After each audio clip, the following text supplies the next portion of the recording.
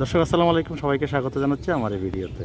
আপনাদেরকে দেখাচ্ছি গ্রাম বাংলার একটি অতি প্রাকৃতিক একটা বিষয়। দেখেন, বর্তমানে ধানের এই জমিগুলোতে কিছুদিন আগে চাষ হয়েছিল, আবার নতুন করে চাষ হচ্ছে। অর্থাৎ একটা মাসের জন্য এই জমিগুলো সহজে খালি থাকে না। আর এটাই হচ্ছে করলডাঙ্গা এবং আমুচিয়া এলাকার বৈশিষ্ট্য।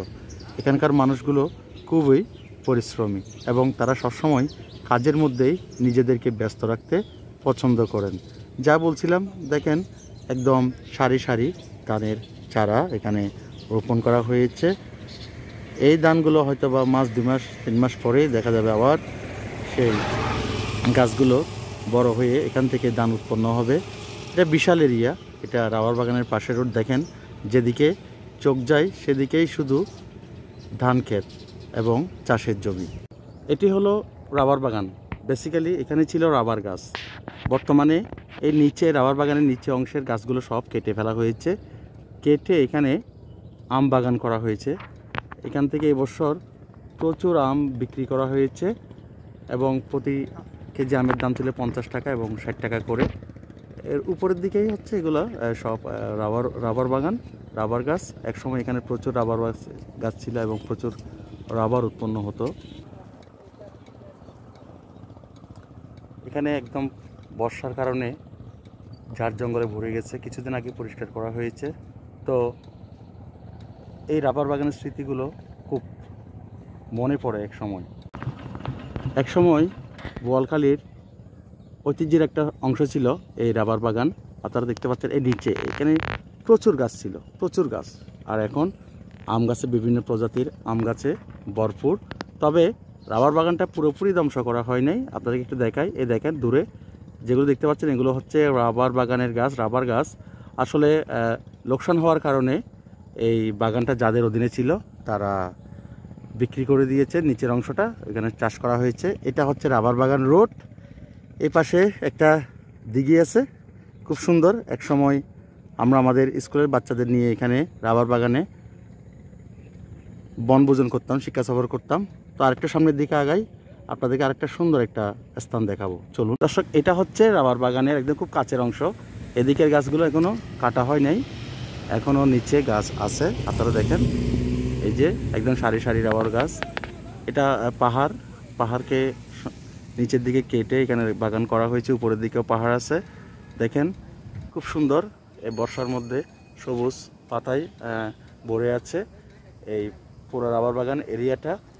এবং আমি এখন যেদিকে যাচ্ছি এটা হচ্ছে একদম সোজা উত্তর দিকে। এটা দিয়ে আপনি জ্যৈষ্ঠপুরা চলে যেতে পারবেন, কেরানি বাজার। এবং এই দিক দিয়ে হচ্ছে রাবার বাগান রোড, এটা হয়ে আপনি কানঙ্গপাড়া চলে যেতে পারবেন। তো আসেন আরেকটা সামনের দিকে আগাই। আরেকটা সামনের দিকে আগালে আর একটা সুন্দর পরিবেশ আপনাদেরকে আমরা দেখাতে পারবো। বর্তমানে আমি অবস্থান করছি ওই রাবার বাগান রোডে। এর দুই পাশেই কিন্তু চাষাবাদ হচ্ছে। আপনারা দেখেন, এটা হচ্ছে সেই রাবার বাগান রোড। আমি এখন এটা দিয়েই সোজা কানাঙ্গপাড়া বের হয়ে যাব। তো যেটা বলছিলাম, দেখেন এখন বর্তমানে এখানে ধানের চারা রোপণ করা হচ্ছে। আঙ্কেল, এগুলো কি ধান? হ্যাঁ, আমন না আউশ? আমন ধান। আচ্ছা, জানি না কতটুকু সত্য, এগুলো নাকি আমন ধানের চাষাবাদ করা হচ্ছে।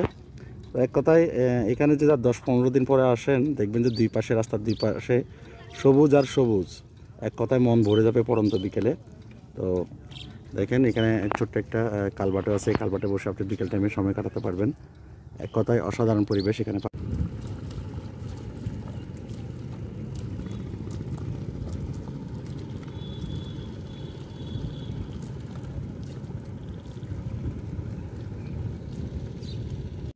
আল্লাহর কি অসীম সৃষ্টি! আল্লাহ মানুষকে অনেক সুন্দর করে পৃথিবীতে পাঠিয়েছেন, দিয়েছেন অনেক নিয়ামত। আমাদের বিশেষ করে এই রাবার বাগান রোডে সৌন্দর্য আপনাদেরকে আমরা না দেখলে বাসায় প্রকাশ করে দেখাতে পারবো না। হয়তো ভিডিওতে এত সুন্দর লাগবে না। দেখেন এখানে সবাই আমন ধানের চারা রোপণে ব্যস্ত। দেখেন যেদিকে দ্রুত যাচ্ছে সব দিক দিয়ে সবুজ চারা গাছ আর গাছ, এবং লোকজন ব্যস্ত। সকালবেলা এরা অল্প পান্তা ভাত খেয়ে কাজ শুরু করে, এবং দুপুরবেলা ভাত খেয়ে আবার পুনরায় তাদের কাজ শুরু করে, এবং তাদের কোনো ক্লান্তি নেই।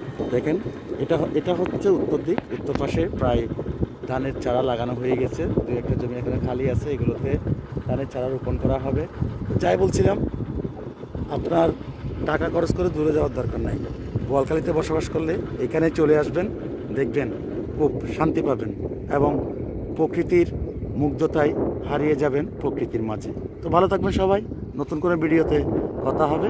আসসালামু আলাইকুম সবাইকে, এবারের মতো বিদায় নিচ্ছি।